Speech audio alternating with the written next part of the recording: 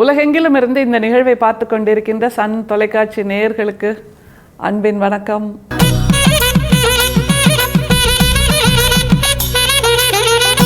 எல்லாருக்கும் அந்த சொர்க்கவாசல் திறப்பு அப்படிங்கிற ஒரு கொண்டாட்டம் தெரியும்ல. அதாவது கோயிலில் ஒரு கதவை அப்போ திறந்து விடுவாங்க. அதுதான் சொர்க்கவாசல்ங்கிற ஒரு அடையாளம், ஒரு படிமம், ஒரு சிந்தனை, ஒரு எண்ணம், ஒரு கற்பனை, எப்படி வேணாலும் வச்சுக்கலாம். அன்னைக்கு அந்த சொர்க்கவாசல் வழியாக மக்கள்லாம் பக்தர்கள்லாம் வெளியில் வருவாங்க. அதுவும் நமக்கு தெரியும். அந்த சொர்க்கவாசல் திறப்புன்றோம்ல, அந்த சொர்க்கவாசலுக்கு சாவி யார்கிட்ட இருக்குது? எங்கே இருக்குது அந்த சாவி? அப்படி ஒரு சாவி இருக்கா? என்னைக்காவது யோசித்து பார்த்துருக்கோமா? கேலண்டரில் சொர்க்கவாசல் திறப்புன்னு பார்ப்போம், உடனே கோயிலுக்கு எல்லாரும் போயிடுறது. பட் இந்த மாதிரியான சிந்தனைகள் நமக்கு என்னைக்காவது வந்திருக்கா? அப்படி வர விட்டுருக்கோமா?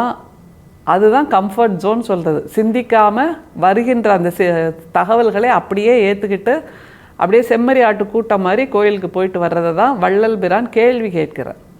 அதில் இன்றைக்கி அந்த சொர்க்கவாசல் திறப்புன்னு சொல்கிறோம்ல, அதற்கான ஒரு சாவியை அவர் நமக்கு தேடி கண்டுபிடித்து கொடுக்கிறார்னா எவ்வளோ பெரிய ஆச்சரியமாக இருக்குது தெரியுமா? அந்த பத்தியை படிக்கும்போது அதோட சாவி எதுவாக இருக்கிறது, அந்த சாவி எங்கே இருக்குது அப்படின்னு அவர் காட்டுறார் பாருங்களேன். ஜீவகாருண்யம் என்கிற மோட்ச வீட்டு திறவுகோலை காலமுள்ள போதே சம்பாதித்து கொண்ட சமுசாரிகள் சரியை, கிரியை, யோகம், ஞானம் என்கிற சாதன சகாயங்களை வேண்டாமல் எக்காலத்தும் அடையாத இன்ப வீட்டை அடைந்து அவ்வீட்டு கதவை திறந்து கொண்டு உள்ளே புகுந்து நித்திய முத்தர்களாய் வாழ்வார்கள். இதனால் அறிவு விளங்கிய ஜீவர்களுக்கெல்லாம் ஜீவகாருண்யமே கடவுள் வழிபாடென்றும் அறியப்படும். போதுமா? அந்த சாவி எங்கே இருக்குன்னு தேடி கண்டுபிடிச்சு நம்ம ஒவ்வொருத்தர் கையிலையும் கொடுக்குறாரு பாருங்க. ஒரு வீட்டோட சாவி அந்த ஓனர் கையில் மட்டும்தான் இருக்கும். அதே மாதிரி இன்னொன்று பண்ணால் அது பேர் டூப்ளிகேட். ஆனால் எல்லார் கையிலும் இந்த ஜீவ காருண்யம் என்கின்ற அந்த சாவியை கொடுத்து இதுதான் மோட்ச வீட்டின் திறவுகோல்னு கொடுக்குறாருன்னா, ஒவ்வொருத்தருக்கும் அந்த வீடு சொந்தமானது, ஒவ்வொருத்தருக்கும் அந்த வீட்டின் சாவியும் சொந்தமானதுங்கிறது தான் முக்கியம். அதைத்தான் சொர்க்கவாசல் திறப்பு என்று அடையாளமாக நாம் உணர்கிறோம், உணர வேண்டும். உணர்கிறோமாங்கிறது கேள்வி, உணர வேண்டும் என்பதைத்தான் வள்ளல் பிரான் இந்த பகுதியில் சொல்கிறாரு. அதிலும் குறிப்பாக ஜீவகாருண்யம் அப்படிங்கிற பகுதியில் கிட்டத்தட்ட 18 வகையான விளக்கங்களை கொடுக்கிறார். 1 இல்லை 2 இல்லை. நம்ம ஒரு விஷயத்தை எக்ஸ்பிளைன் பண்ணுன்னு சொன்னால் ஒரு தடவை ஒரு விதமாக எக்ஸ்பிளைன் பண்ணுறதுக்கே நமக்கெல்லாம் சிந்தனை தீர்ந்து போயிடும். ஆனால் ஜீவகாருண்யம் என்றால் என்ன அப்படிங்கிறத வள்ளல் பிரான் 18 வகையான விளக்கங்களை கொடுக்கிறார். அதில் ஒன்று தான் இந்த மோட்ச வீட்டின் திறவுகோல். பொதுவாக அந்த ஆகம விதிக்காரர்கள், வைதிகர்கள் என்ன சொல்வாங்க? மோட்சத்துக்கான வழி அப்படிம்பாங்க சொர்க்கவாசல் திறப்பு. ஆனால் எக்காலத்தும் போக முடியாத அப்படின்னு வார்த்தையை கொடுக்குறார் நம்முடைய வள்ளல் பிரான். ஏன்னா அந்த சொர்க்கவாசல் வழியாக யாராவது மேலே போனாங்களா, அங்கே எப்படி இருக்குது, கதவை யார் திறந்து விட்டா, ஏதாவது தெரியுமா நமக்கு? இல்லை. ஏனென்றால் அது எல்லாமே கதைகளாக புனையப்பட்டவை தான். ஆனால் புனையாமல் கையில் நிஜமாகவே கொடுக்கக்கூடிய ஒரு சாவி எதுன்னா ஜீவகாருண்யம் என்று வள்ளல் பிரான் தெளிவாக சொல்கிறார். அதை தவிர ஒவ்வொருத்தருக்கும் அந்த சாவியை கொடுக்குறாருன்னா ஒவ்வொருத்தர்கிட்ட இருக்கிறதும் எக்ஸ்க்ளூசிவ் கீ அப்படிங்கிறத புரிஞ்சுக்கணும். ஒரே மாதிரி கீயும் கிடையாது. அந்த உணர்வு தான், அந்த உலோகம், ஜீவகாருண்யம்ங்கிற அந்த மெட்டல் ஒன்று தானே தவிர ஒவ்வொருத்தர் வீடும் ஒவ்வொரு வகை, ஒவ்வொருத்தரோட கதவும் ஒவ்வொரு வகைங்கிறத இந்த பத்தியில் மிக தெளிவாக விளக்குகிறார். நமக்கு நம்முடைய மனசை திறக்க வேண்டும், காதை திறக்க வேண்டும், சிந்தனையை திறக்க வேண்டும். அது ஒன்று தான் நம்முடைய வேலை. என்ன சொல்கிறார் பாருங்க ஜீவகாருண்யத்தை பற்றி. ஜீவகாருண்யம் என்கிற மோட்ச வீட்டு திறவுகோலை காலமுள்ள போதே சம்பாதித்து கொண்ட சமுசாரிகள், அதுதான் ரொம்ப முக்கியம். காலமுள்ள போதே சம்பாதித்து கொண்ட சமுசாரிகள். யாரை சம்சாரின்னு சொல்வோம்? இல்லறத்தில் ஈடுபட்டு குழந்தைகளை பெற்றெடுத்து அவர்களை வளர்த்து ஆளாக்கி அவர்களுக்கான ஒரு உயர்வான வாழ்க்கையை கொடுத்தவர்களை சம்சாரிகள் அப்படின்னு போனால் அவர்கள்ட்ட தான் இருக்குது ஜீவகாருண்யத்தோட சாவி அப்படிங்கிறாரு. ஏன்னா துறவரம் மேற்கொண்டவர்களுக்கு இல்லறம் கிடையாது, துறவரம் மேற்கொண்டவர்களுக்கு எதன் மீதும் பற்று கிடையாது. துறவரம் மேற்கொண்டவர்கள் தன்னுடைய மேம்பாட்டுக்காக துறவரம் மேற்கொள்கிறார்களே தவிர அவர்களால் ஏதோ ஒரு குடும்பம் உயர்ந்தது, ஏதோ ஒரு சமூகம் உயர்ந்தது என்றால் இருக்குமா என்பது ஒரு கேள்வி. ஆனால் சம்சாரிகள் மூலமாகத்தான் சமூகம் உயர்கிறது. ஏனென்றால் அவர்கள் தங்கள் குடும்பத்தை உயர்த்துகிறார்கள், தங்கள் குழந்தை குட்டிகளை இன்னும் சிறப்பான வகையில் வாழ வைக்கிறார்கள். அப்படிங்கும்போது இப்படியாக அது தொடர் சங்கிலியாக நகர்கிறது. எனவே சம்சாரிகளால் தான் ஜீவகாருண்யம்ங்கிற அந்த உணர்வு நம்முடைய பூமியில் நிலைப்படுகிறது என்று சொல்கிறார்.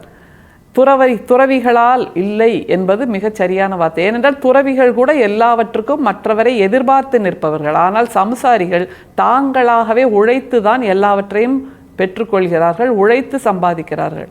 துறவிகளுக்கும் சாமியார்களுக்கும் அந்த நிலை கிடையாது என்பதை நாம் உணர வேண்டும். அவர்கள் எங்காவது சென்று கையேந்தினால் எல்லாம் கொடுக்கப்படும். ஆனால் சம்சாரிகள் தாங்களே உழைத்தாக வேண்டும், தாங்களே வியர்வை சிந்தியாக வேண்டும், தாங்களே தங்களுடைய குழந்தையை அடுத்த நிலைக்கு உயர்த்தியாக வேண்டும் என்பதனால்தான் ஜீவகாருண்யத்தை அவர்களின் பொறுப்பாக வள்ளல் பிரான் கொடுக்கிறார். சரி, அடுத்தது பாருங்க. சரியை கிரியை யோகம் ஞானம் என்கிற சாதன சகாயங்களை வேண்டாமல், இது ரொம்ப முக்கியம். ஏன்னா சரியை கிரியை யோகம் ஞானம் இதெல்லாம் துறவிகளோட அடையாளம் அப்படின்னு அவங்கள வியந்து பார்க்குறாங்க. ஆனால் வள்ளல் பிரான் இந்த துறவரம் மேற்கொண்டவர்களை வியந்து பார்க்கவில்லை. இந்த சரியை கிரியை ஞானம் யோகம் இதெல்லாம் மேற்கொள்ளாமலே இல்லறத்தில் இருக்கின்ற சம்சாரிகள் ஜீவகாருண்யம் என்னும் தவத்தை மேற்கொண்டால் அவர்கள்தான் உன்னதமான துறவிகள், அவர்கள்தான் உன்னதமான ஞானிகள், அவர்கள்தான் உன்னதமான தத்துவ ஞானிகள் என்று ஆணித்தரமாக சொல்கிறார் நம்முடைய வள்ளல் பிரான். சரி, இந்த நாளும் வேண்டாம், சரியை வேண்டாம், கிரியை வேண்டாம், யோகம் வேண்டாம், ஞானம் வேண்டாம், வேற என்ன வேணுமோ? எக்காலத்தும் அடையாத இன்ப வீட்டை அடைந்து இந்த சகாயங்களை தேடாமல் என்ன செய்யணும்? எக்காலத்தும் அடைய முடியாத இன்ப வீட்டை அடைந்து. ஏன்னா சொர்க்கவாசல் திறப்புன்னு சொல்லி அதற்கான ஒரு கதையை சொல்லி அந்த சொர்க்கலோகத்தை இருப்பதாக சொல்லுகின்ற அந்த வைதிகர்கள் யாராவது அந்த சொர்க்கவாசலுக்கு போயிருக்காங்களா? அந்த சொர்க்கத்தை அடைந்திருக்காங்களா? அந்த சொர்க்க வீட்டை திறந்திருக்காங்களா? இல்லை. அப்படின்னா யாரால் திறக்க முடியும்? சம்சாரிகளால் திறக்க முடியும். எக்காலத்தும் திறக்க முடியாத அந்த சொர்க்க வீட்டை திறந்துன்னு சொல்கிறார். இவங்களால் மட்டும்தான் திறக்க முடியும்னு ஆணித்தரமாக சொல்கிறாருன்னா எப்படிப்பட்ட உயர்ந்த சிந்தனை வள்ளல் பிரானுக்கு. சரி, அந்த வீட்டை திறந்தாச்சு. அப்புறம் எக்காலத்தும் அடையாத இன்ப வீட்டை அடைந்து அவ்வீட்டு கதவை திறந்து கொண்டு உள்ளே புகுந்து நித்திய முத்தர்களாய் வாழ்வார்கள். முதல்ல அந்த சொர்க்கலோகத்துக்கு போகிறது ஒரு பயணம், அங்கே அவர்களுடைய வீட்டை கண்டுபிடிப்பது ஒரு பயணம், வீட்டை கண்டுபிடிச்சப்புறம் கதவை தட்டுறது ஒரு பயணம், கதவை தட்டி திறந்து தன்னிடம் இருக்கக்கூடிய சாவியால் திறப்பது என்பது ஒரு பயணம், அப்புறம் அங்கே நித்திரையாக அல்லது நித்தமுமாக வாழ்வதுங்கிறது அடுத்த பயணம். அப்போ இத்தனை நிலைகளையும் யாரால் அடைய முடியும்? துறவிகளால், ஞானிகளால் அடைய முடியாது. காரணம், அவர்களுக்கு எந்த விதத்திலும் பற்றில்லை.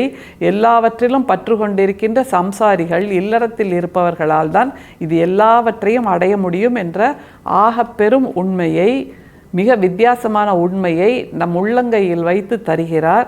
நிறைவாக அவர் சொல்கின்ற வார்த்தை மிக அற்புதமானது. இதனால் அறிவு விளங்கிய ஜீவர்களுக்கெல்லாம் ஜீவகாருண்யமே கடவுள் வழிபாடென்றும் அறியப்படும். நித்திய முத்தர்களாய் வாழ வேண்டும். இதனால் அறிவு விளங்கிய ஜீவர்கள் அப்படிங்கிறாரு. ஏன்னா இப்போ இந்த மாதிரி வித்தியாசத்தை சொன்னதனால் நம்முடைய அறிவு தெளிவாச்சுல்ல. துறவிகளை விட, ஞானிகளை விட இல்லறத்தில் இருப்பவர்கள் தான் உண்மையான இல்லற துறவிகள் அப்படிங்கிற தெளிவை கொடுத்துட்டார். அப்போ அறிவு விளங்கிடுச்சுன்னு அர்த்தம்.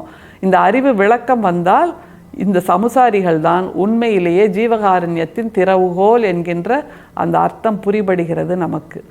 எப்படி பாருங்களேன், ஒரு குழந்தைக்கு அம்மா சொல்லி கொடுக்குற மாதிரி ஒவ்வொரு வார்த்தையாக சொல்லி அதில் நம்ம கேட்குறவங்களுக்கு மனசு வலிக்காமல், நீ இப்படியெல்லாம் போனே இல்லைப்பா, சொர்க்கவாசல் திறப்புன்னு போய் நின்னே இல்லை அந்த கூட்டத்தில், ஆனால் அங்கே போய் நிற்க வேண்டாம். காரணம், நீ அங்கே உண்மையிலேயே சொர்க்கத்துக்கு போறியா, அங்கே உன் வீட்டை கண்டுபிடிச்சியா, சாவியால் திறந்தியாங்கிறதெல்லாம் தெரியாது, எல்லாமே கதை.